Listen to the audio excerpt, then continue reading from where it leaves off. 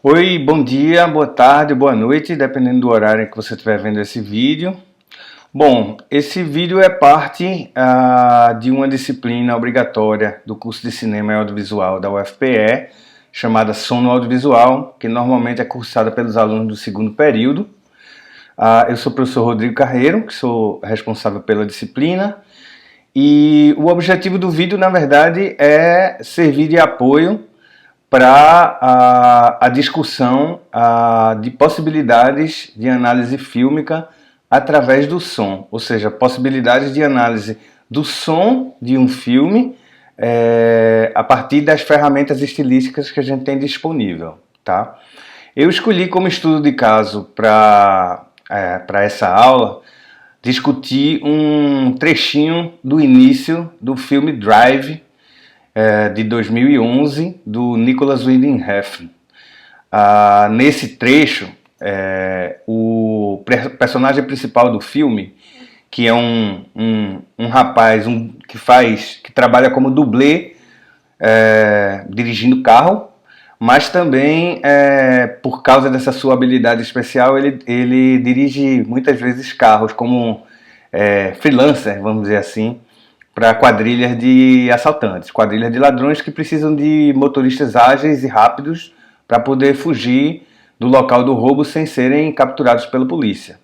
Né? Essa cena ela serve inclusive na narrativa do filme para apresentar o personagem, né, como ele é bom naquilo que faz e ao mesmo tempo a personalidade dele. É uma pessoa extremamente inteligente, perspicaz, rápida de raciocínio, mas ao mesmo tempo taciturno, calado, você nunca sabe direito o que é que ele está pensando e o que é que ele pretende, o que é que ele está fazendo, na verdade.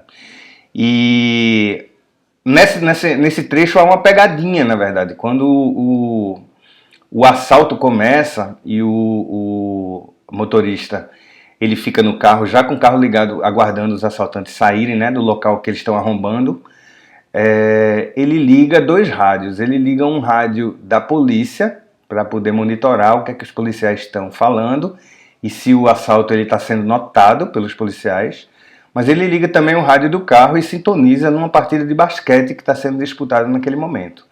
É uma pegadinha porque você pensa que esse cara talvez ele não seja tão responsável e disciplinado assim como a gente pensa, né? Como é que a pessoa vai ligar o rádio do carro para ouvir um jogo de basquete no meio do trabalho, assim, no meio de uma fuga tão arriscada como ela vai se mostrar de fato um pouco mais adiante.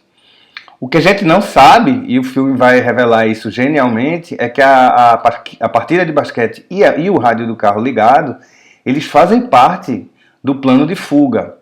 Mas eu preciso dizer que, da minha perspectiva de analista, essa sequência ela me chamou a atenção já quando eu assisti o filme pela primeira vez, justamente porque nós temos aí um problema de mixagem sério a ser resolvido pelos realizadores do filme, que nós temos dois rádios simultaneamente com conteúdos diferentes emitindo vozes, né? E essas vozes elas precisam ser entendidas e compreendidas pelo espectador. Né? Como a gente sabe, rádios eles funcionam numa faixa de frequência muito estreita, que vai normalmente em torno de 1000 a 2000 Hz, podendo chegar até 5000 Hz, mas a faixa em geral ela é muito estreita e quase sempre muito parecida. Então, se os sound designers, os mixadores do filme, resolvessem colocar os dois rádios soando ao mesmo tempo, esses rádios eles iam mascarar um ao outro. Então, eu quis analisar essa cena mais a fundo, em profundidade, para descobrir quais são as técnicas que são usadas pelo sound design, pelo sound design do filme, para poder realizar essa operação de que a plateia consiga acompanhar, né, essas duas narrativas simultâneas e tão complexas de mixar simultaneamente. Como é que eles fizeram? Que ferramentas eles utilizaram? Né? Para isso, eu decidi me utilizar do conceito de continuidade intensificada. Né? E aí, para uma explicação mais detalhada desse conceito, eu vou realmente sugerir, e até para analisar realmente a sequência de uma maneira mais meticulosa, que vocês leiam o artigo no qual o filme, no qual a aula foi baseada. Esse artigo foi publicado 2 vezes, né, com textos diferentes, com títulos diferentes. Ele foi bastante retrabalhado, né, depois de ter sido apresentado no congresso da Compós em... deixa eu olhar aqui...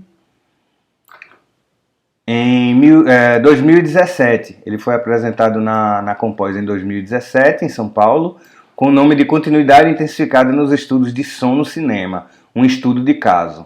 Né? Mais adiante, ele saiu na revista Famecos, da Unicinos, né, de Porto Alegre, ou melhor dizendo, de São Leopoldo, com muitas modificações e alguns acréscimos também. Eu queria apenas sublinhar nesse vídeo a importância da gente ter as duas coisas funcionando dentro do artigo. Quer dizer, uma análise fílmica, ela raramente se sustenta por si só.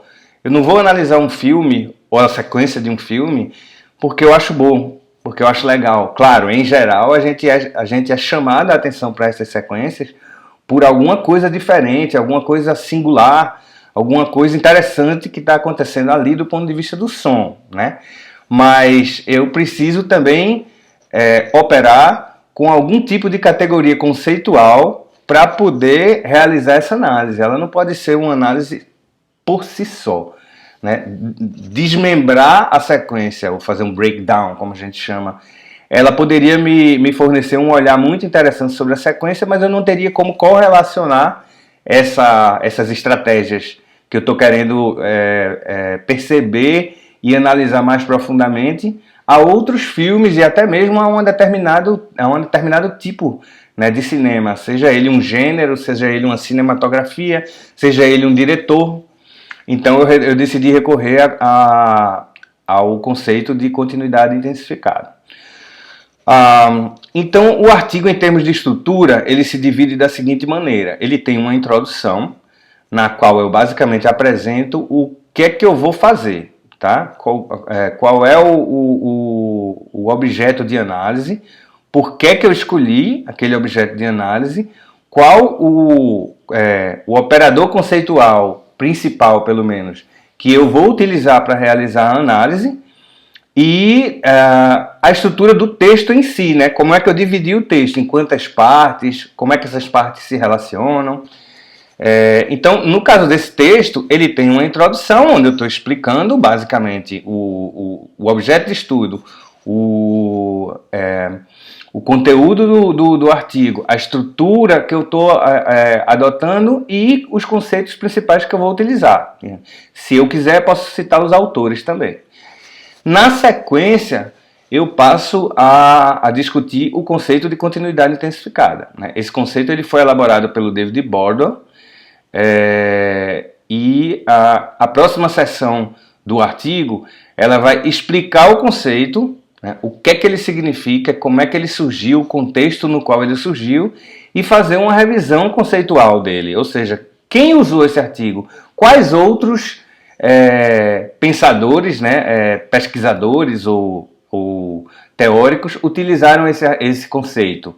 Né? Utilizaram de que maneira? Eles revisaram o conceito, eles criticaram o conceito, analisaram o conceito. Eu tenho que contar brevemente, porque eu estou num artigo, e esse artigo ele não pode se estender indefinidamente.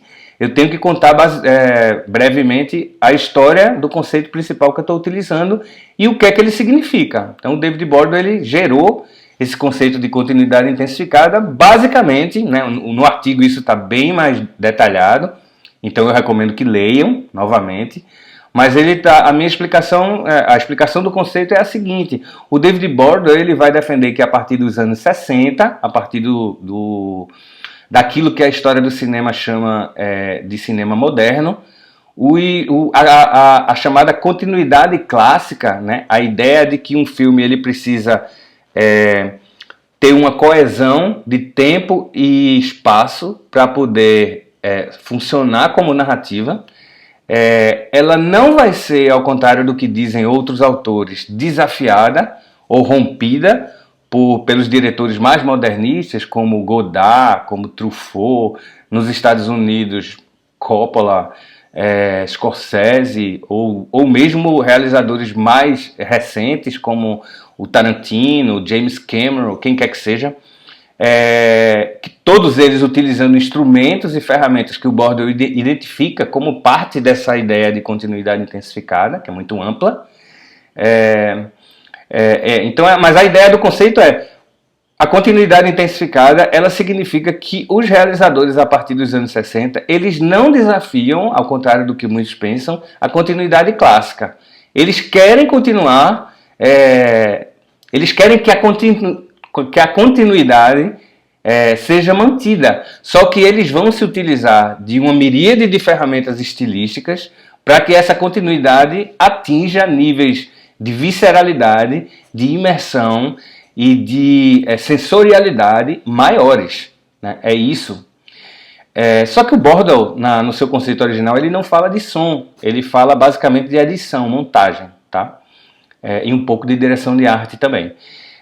Para nós, no artigo, era importante saber se o conceito de continuidade intensificada já havia sido transposto para o som.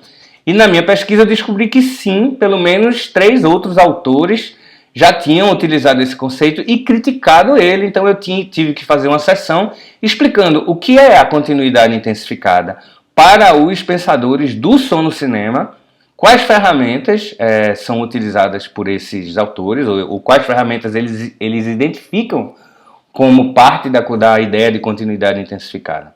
Esses autores eram Mark Cairns, um pesquisador americano da Universidade do Texas, metodista do Texas, o Jeff Smith, que é da Universidade de Madison, a mesma universidade do David Bordow, e eu mesmo, que já tinha escrito artigos antes tentando correlacionar a ideia de som no cinema e o conceito de continuidade intensificada. Então faço essa revisão conceitual, mais uma vez, e só então eu vou partir para a análise fílmica na sessão seguinte. Tá? Apenas para que vocês tenham uma ideia, juntando todos esses autores, os 3 autores que já falavam de continuidade intensificada, a gente tem a seguinte conclusão. Existem pelo menos 6 características fundamentais do som no cinema que fazem parte da poética da continuidade intensificada. Elas são as seguintes: o volume dos filmes ficou maior a partir dos anos 60, os efeitos de baixa frequência, os graves, também se tornaram mais frequentes e mais potentes, há uma maior amplitude da faixa dinâmica, ou seja, a distância que existe entre os sons mais baixos e os sons mais altos, né, mais intensos do filme, a maior pressão sonora. A quarta característica seriam as estratégias de espacialização sonora mais complexas, porque agora a gente tem à disposição vários canais de áudio para envolver o espectador. A quinta estratégia seria o uso de efeitos sonoros não diegéticos como pontuação estilística. E, finalmente, a presença cada vez mais intensa de ruídos hiperreais, né? Um termo que o Jeff Smith e o Mark Cairns não usam, mas preferem chamar de Foley hiperdetalhado. Enfim, a gente discute isso mais a fundo no artigo. Uma vez que a gente tem esse operador conceitual devidamente explicado e contextualizado, aí a gente pode passar à análise fílmica, né? Pega o trecho de filme e analisa. Faz isso como? É aí que entra a metodologia. No meu caso, eu decidi que a metodologia mais eficiente disponível naquele momento era pegar a trilha sonora original do filme, ou seja, tinha que ser uma trilha sonora oriunda do DVD ou do Blu-ray, né, do filme. Não pode ser uma cópia pirata baixada em qualquer torrent da vida, porque esse processo de ripar um filme do DVD ou do Blu-ray para o arquivo, né, digital, ele pode gerar uma série de mudanças na banda sonora, desde a inclusão de artefatos e erros e glitches digitais no som, até a inclusão ou a eliminação de certas frequências que são importantes na nossa análise. Então, tinha que ser uma fonte original do filme, no meu caso, o DVD. Peguei o DVD, abri ele no Pro Tools, que é um software em que a gente... Na verdade, o software primário, né, de uso para edição e mixagem de filmes pela indústria cinematográfica, e assim eu pude olhar o conteúdo individual de cada uma das 6 faixas que a mixagem em 5.1 me entregava.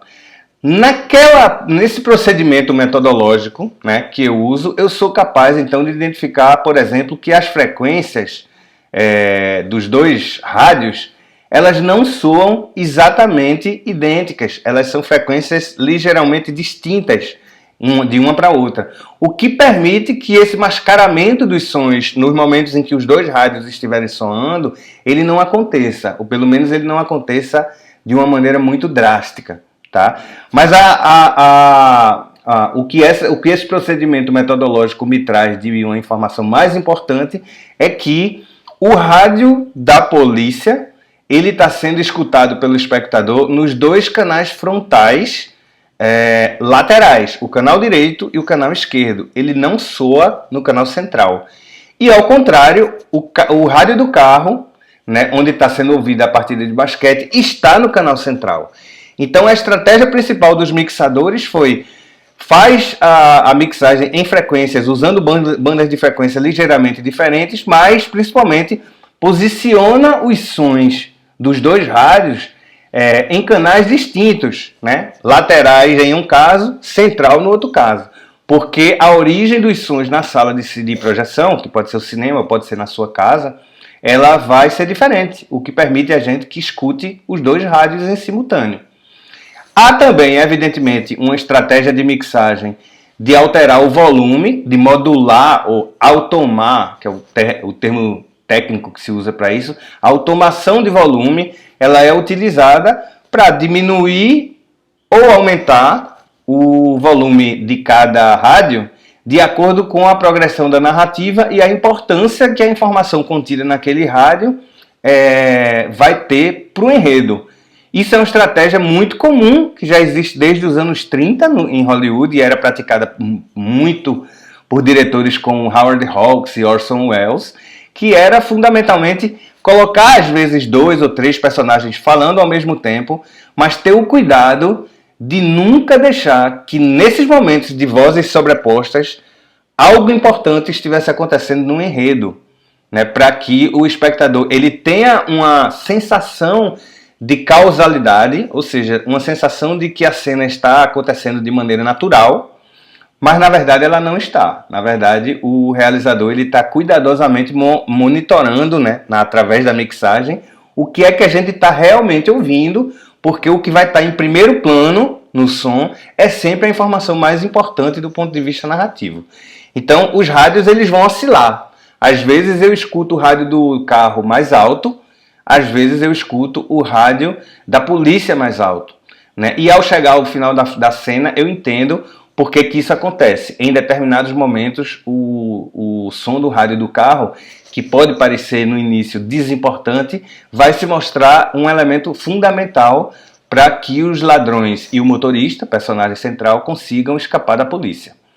Uma vez que eu faço essa análise, finalizo a análise mostrando, detalhando a cena escolhida em vários pontos, né, e aprofundando isso, por favor, reforço mais uma vez, leiam o artigo inteiro, porque lendo o artigo vocês vão entender exatamente o que acontece na cena a cada minuto, a cada instante, e o uso regular dessas ferramentas que eu acabei de citar.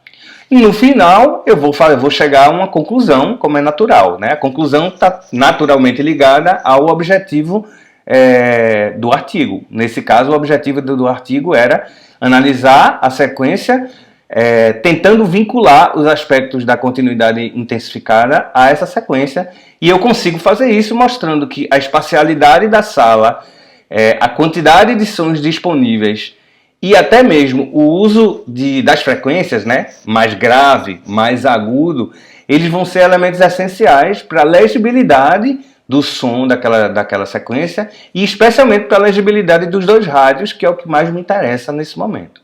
Então, para tentar dar esse passo adiante e falar um pouquinho sobre como fazer uma análise fílmica, né?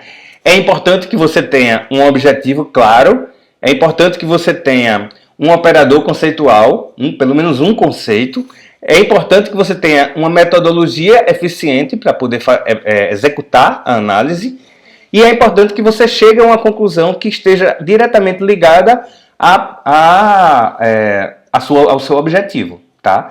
E para fazer isso você precisa partir da estrutura, ou seja, um artigo acadêmico ele precisa ter sempre a estrutura definida pelo pesquisador antes de escrever. Você não pode sentar para escrever simplesmente e começar a jogar no papel tudo que você pensou ou tudo que você está pensando sem uma estrutura pré-definida. Se você fizer isso, você vai em algum momento começar a atropelar as informações e vai terminar com um artigo que pode até conter muita coisa interessante, mas ele pode também não ser compreensível, né, e didático o suficiente para ser útil ao espectador, ao leitor, no caso, se a sua análise fílmica for um texto, um artigo, porque pode ser que você opte por outro formato.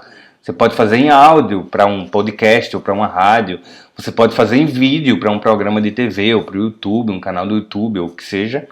O importante é que você tenha estrutura, sempre. Tá? Então, nesse sentido, como qualquer arte narrativa, escrever um artigo acadêmico ou fazer uma análise fílmica, são coisas que dependem fundamentalmente de estrutura, de organização. Tá? É como escrever um filme, você precisa definir o que vai haver em cada um dos 3 atos. É como escrever um livro em que você vai definir a história e saber o final antes mesmo de começar a escrever. Enfim, é isso, né? E por favor, eu quero lembrar que a cena de Drive descrita, ela está disponível no YouTube, é bem fácil de encontrá-la, basta procurar. Não vou incluí-la nesse vídeo, porque como é um vídeo não oficial, o YouTube ele vai bloquear caso eu inclua material cujos direitos autorais não me pertencem. Então, eu não vou incluir a cena de Drive nesse arquivo, mas vocês podem encontrá-lo com facilidade procurando no Google, ou no próprio YouTube, ou no Vimeo, enfim. Ou pegando o filme, né? Pegando o DVD, o Blu-ray, qualquer cópia dele, a cena está logo no início do filme, logo no primeiro ato, basicamente é o início do filme.